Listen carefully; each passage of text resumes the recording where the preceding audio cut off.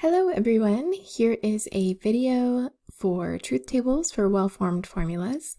We will go through 3 different examples.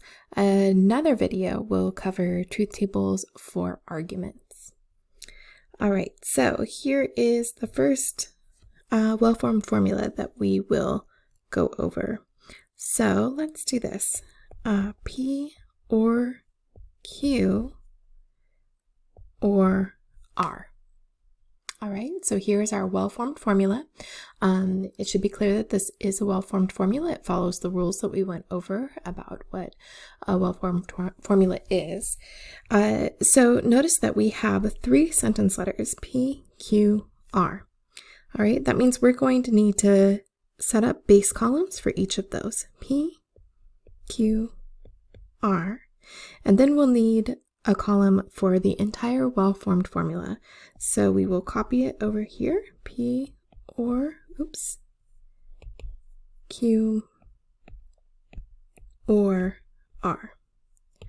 All right, so we will set this up to start our truth table. Now, notice that the number of sentence letters will tell us how many rows we need in our truth table. We have 3 sentence letters, and the formula we use to get this is 2 to the number of sentence letters tells us the number of rows. So this would be 2 to the 3rd power. It's going to be 8 rows that we need. Now, I will start left to right. You can also start right to left if you like. We've gone over that before. So if we start left to right in the column of P, that means we're going to have 8 rows, half of them true, half of them false. So 1, 2, 3, 4, 1, 2, 3, 4. All right, then we're going to take those trues, make half of them true. So true, true, false, false, and then take those falses, make half true and half false. True, true, false, false. And then for R, we will just alternate. So we'll make true, false, true, false, true, false, true, false. All right, so this is our base column over there. All right, now I'll take this off so we don't have extra stuff on here. Now all we need is to figure out what is going on this side. Now notice that our main operator, our main connective is this disjunction right here. So that's going to be the last thing we do. The first thing we'll want to do is take care of this disjunction in here. So we're going to go and fill out that column underneath that operator for P or Q. So we're doing P or Q. You should only be looking here and here. Do not look at all at this for the moment. Okay, so P or Q. We know that for a disjunction, anytime you have at least one side it being true, the whole thing is true. P or Q, look, we know the first 4 at least are going to be true because it's true for P. So 1, 2, 3, 4. And then let's take a look here. We have a true there and a true there. So true there, true there. So these are all true. It's only in these bottom 2 rows that P or Q ends up false because it's false or false in both cases. False, false. All right. Now we're comparing this disjunction here is this on the left disjunct and whatever R is as the right disjunct. So we're actually looking at this column and this column. If it helps to copy this column over here, you are more than welcome to do that. I think it tends to make the truth table a little cluttered, so I prefer not to do that, but I just want us to know that where we're supposed to be looking. So this is our left disjunction, our left disjunct for that disjunction, and this we imagine over here. Okay, so look, as long as there's one true, the whole thing is true. So I know these first 6 columns are going to be true. 1, 2, 3, 4, 5, 6. And then I'm really only looking here, right? False or true, which is true. There's a true there. And look at this bottom row. False or false, that's going to end up being false. Now, I don't need to worry about this column anymore, right? Because that's not my main operator. The only thing I need to worry about is this column, right? And so when I'm doing a truth table for a well-formed formula, one question I might be asking, which I am asking in the section in chapter 3, is whether this is a tautology, whether it's inconsistent or contingent. Okay, and we see that there is a mix of true and false, right? In fact, almost all of these are true, but we do have a false, so this would make this a contingency.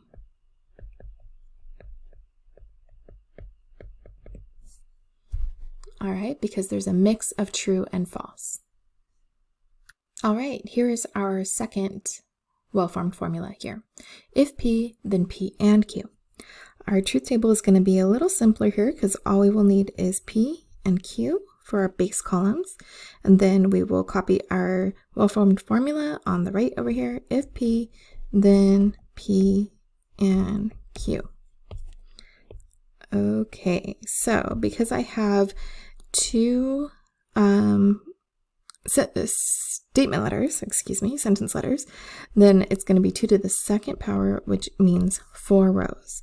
So I'm going to say true, true, false, false, true, false, true, false. Okay, my base columns are all set up. Now what I need to do is I need to figure out what's going on in here before I move to the main operator, the main connective right here. So my first thing on the agenda is to figure out P and Q. I know for a conjunction, as long as there's one false, the whole thing is false, right? So it's going to be true in this first row. But you see, I have a false, false, false. It's going to be false in any other case. Conjunction is only true when both sides are true.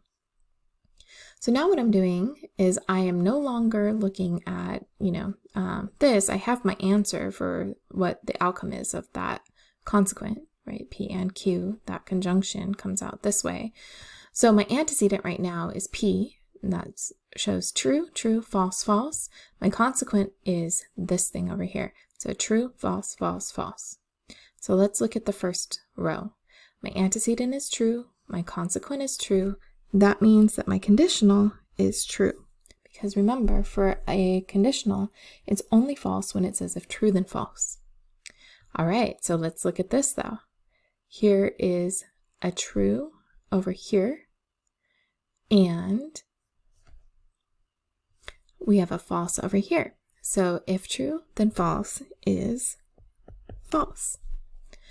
Over here we have if false, then false. That's going to be true because remember, as long as the antecedent is false, the conditional comes out true, right? Because it's only false when it says if true, then false. So if this one starts out with the antecedent being false, same thing here, the whole thing is going to be true. So as we can see then, we will look at this main operator, and that comes out as a mix, which means, just like the last one, it is a contingency. Okay, I want us to kind of use this and change it a little bit. So let me go ahead and change this. All right, so what I've done right here is I have changed that conjunction to a disjunction. Right, so I have a disjunction there instead. So let's see what happens in this case. It looks very much like the last one, but this is a different well-formed formula because we have a disjunction in the consequent rather than a conjunction. So let's go here first, right? So a disjunction means that it's true, true, true, false, right? Because for a disjunction, it's only false when both sides are false, right? One true makes it true. So now let's go line by line, and here we have our antecedent and our consequent. So over here, we say if P, so if true, then true, and we know that's true. Next up, if true, then true, and we know that's true. And in both these cases, it starts off false, so if false, then true, we know that's true. And if false, then false. We know that's true as well, because remember, in a conditional, it's only if true then false that comes out false. So what we see here is that it's true all the way down that truth table, right? We don't need this anymore. Oops. We don't need this anymore because that's not our main operator. That's not our main connective. So we see that in our main connective, it's true all the way down the truth table, meaning that this is a tautology.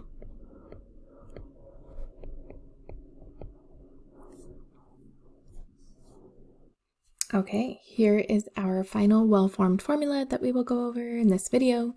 Here what we see is we have a biconditional.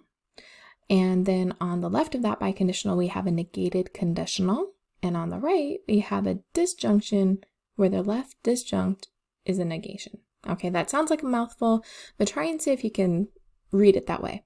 Now that we've set up a few truth tables, I'm going to go ahead and pause the video real quickly just to get this set up for us. All right, so here it is. And what we want to see from here is that this right here is our main operator. So that's going to be the last thing that we do. What we'll do, it doesn't actually matter if we start on the left or the right of that biconditional, but we need to work from the inside of the parentheses outward. All right, so here is how we will start. Let's go ahead and start on the left. All right, that means I'm going to deal with that conditional first. If P, then Q. So I look at my antecedent as P and my consequent as Q. If true, then true, open this first one. If true, then true is true.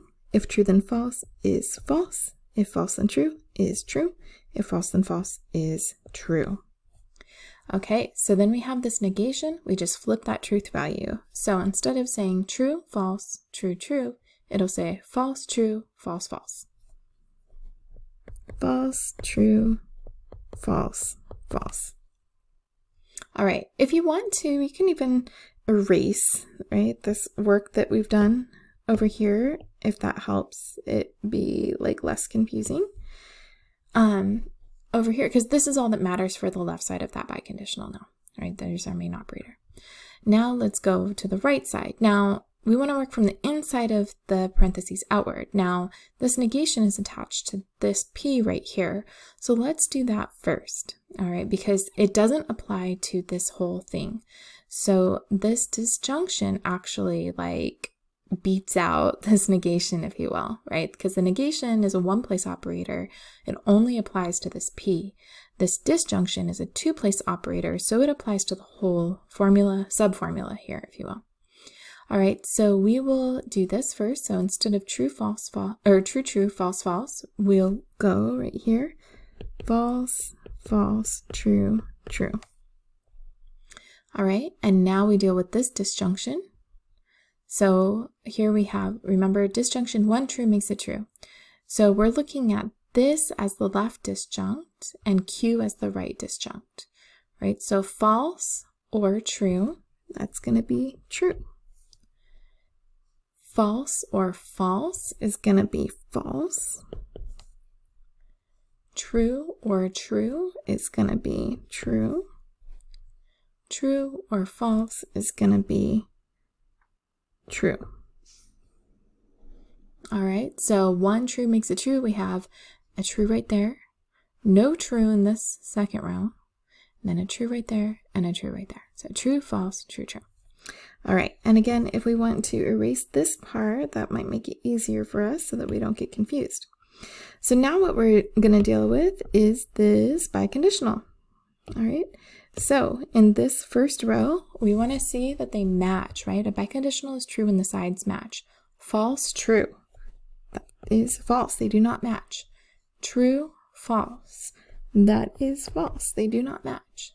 False, true. That is false. They do not match. And false, true. Again, false. They do not match. So what we find is that this whole operator right here in that whole truth table column, it comes out false, which means this is inconsistent. Another word we can use to describe it is that it's a contradiction. All right, but this is the word that the book uses. It's truth functionally inconsistent, right? It's false the whole way down the truth table. All right, I hope that was helpful.